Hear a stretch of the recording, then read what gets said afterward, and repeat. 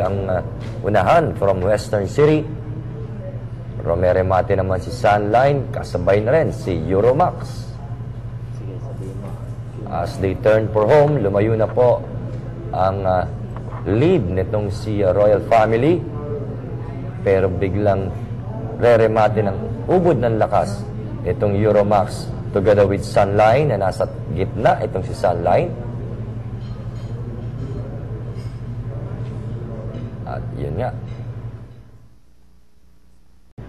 And with 50 meters to go, lumagpas na itong si Euromax at Sunline over Royal Family, and Euromax edging out Sunline for the win.